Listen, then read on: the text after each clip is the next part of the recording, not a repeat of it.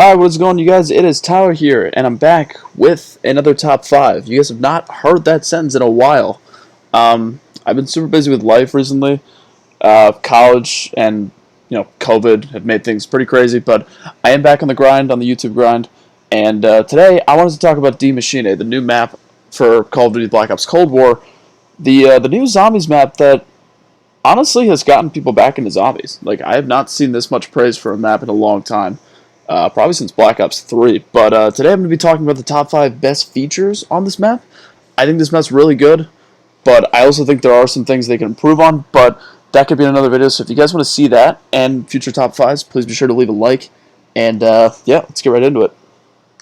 Starting off at number 5 on my list, we have the bosses on the map. Now, I think some of these bosses need a nerf, to be honest. Like, some of them are a little ridiculous, but there are technically, I guess you could say there are 4 on the map.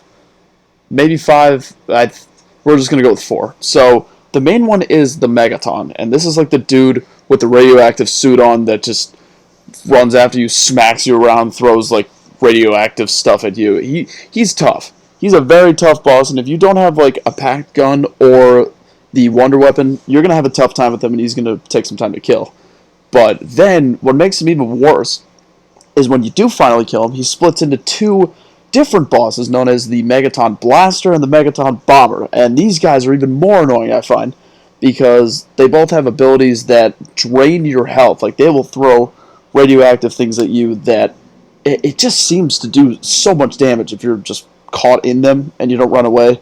But the redeeming qualities of these guys is that when you do kill them, they do drop the key card that is needed for the wonder weapon, and they do help out with one of the upgrades. But the other boss zombie on this map that I could rant on and on about this guy, but I think he's a cool innovation, is the play count. I call them Corona dogs, personally, but play counts are tough. Like, these are not your normal dogs in Call of Duty Zombies. Like, these are not hellhounds.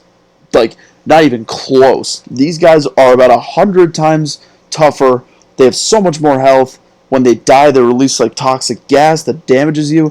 It's a tough time. Like, whenever a dog round comes, it's not like it's a guaranteed max ammo. Like, you have to have a good weapon. You can't just rely on like having a little bit of ammo left and just being like, oh, you know what, I can just breeze through these guys. No, these guys will give you a fight. And while I do like that, I would like them to maybe get a little bit of a nerf. They do a lot of damage, and they can jump like from across the map and hit you. It's ridiculous.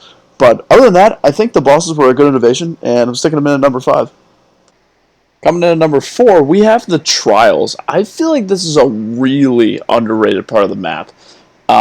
So basically what these are is there's a spot in the control room, I believe, that you go to a computer and you spend, it depends on how many times you've activated these trials, but you spend a certain number of points to activate a certain challenge. These can be anything from, get like knife kills, get this many critical kills on a zombie, or in the gameplay you see here, get kills in the pond area. It can range from a wide variety of, different kind of challenges.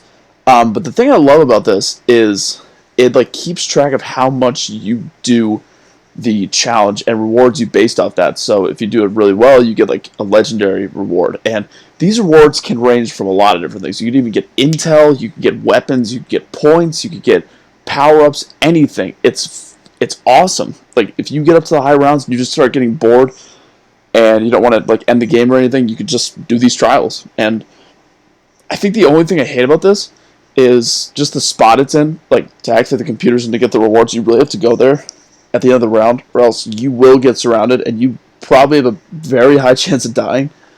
But overall, I think the trials are a really cool part of Maschine, and they come in at number 4.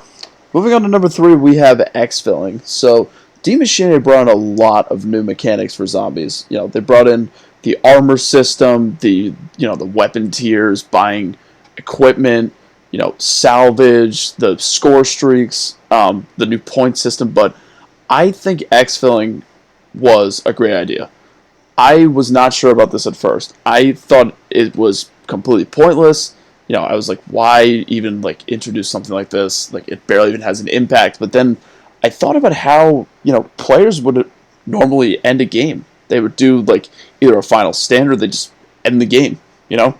Like what exfilling allows the player to do is to kind of like end your game with a bang. Like if you have to go, like you still have the option to just end the game, but if you want to end it on a good note and try to get bonus like XP, and I think you get more crystals from it, um, you could try exfilling. Now this is only available, I believe, every 5 rounds. It comes, I think, after round 10. It's every 5 rounds, but it's just a cool idea. Like you have a set number of time to get to the exfil area, and then you have to kill a certain amount of zombies.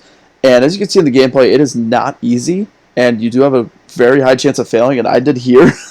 But I think this is a great idea, and it kind of mixes things up from your traditional, just press a button and end the game. It kind of, makes the ending a lot more exciting than in previous zombie games. Moving on to number 2, we have the Easter eggs. These are so much fun, so awesome, and pretty creative, not gonna lie. So the main Easter egg isn't even that hard, and it's really cool to do. And there's not even that many like confusing steps with it. You just have to get the wonder weapon. You have to listen to a bunch of dialogue. Um, and the boss fight itself is pretty cool, where you get to actually like help out a zombie, like rip the machine apart and stop the dimensional breach.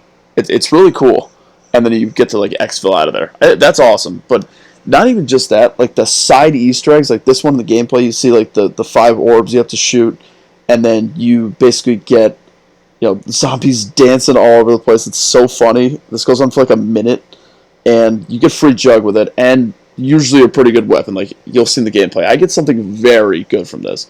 But even like the ones I was looking this up, like not even just this side Easter egg, but there's another one which would like help your weapon like get to a brand new tier. I don't really know how you do it, but yeah, there's Easter eggs on the map, and obviously ones that haven't even been figured out yet, like the whole permanent max ammo thing that's still going on. But like there are a ton of side Easter eggs that not only are cool, but they actually help you out a lot. Like this Easter egg, I do every single game because I don't want to buy jug, and it saves a lot of money. You get it relatively quickly, and it's just it's awesome. So I love the inclusions of the Easter eggs. The main one's awesome, and the side ones definitely help you out a bit as well. And coming in number 1 on my personal list of the top 5 best features of Die Maschine, we have the overall simplicity. This feels so much more simple than what we've been getting with Black Ops 4 and other zombie modes that just feel like they were so demanding of how many buildables and how much you were expected to do on the maps. It doesn't feel that way with Die Maschine. It doesn't at all. Like, you don't have to do all these side Easter eggs. You don't have to get the wonder weapon or like do the upgrades. Even if you want to get the wonder weapon, like it's good enough with its own version. Like you'll see in the gameplay, it's fine like this. Like you don't need to do any of the upgrades if you don't want to. Like you can just use the wonder weapon. And if you really want, like the game literally tells you how to turn on the power and how to get pack-a-punch. You like if you really want to, you can only do those 2 things, and it's fine. Like you're not required to build anything. Like the Aether scope only helps with the Easter egg, and these other buildables, they're not required. And it just feels so much better because casual players can always come back to this map and keep playing it because there's so much to do, but it's not all required, and that's what I love about it. So, anyways, I hope you guys enjoyed this top 5. And if you guys want more videos like this, please be sure to leave a like. And if you are new, subscribe. And yeah, I'll talk to you guys later. Peace out.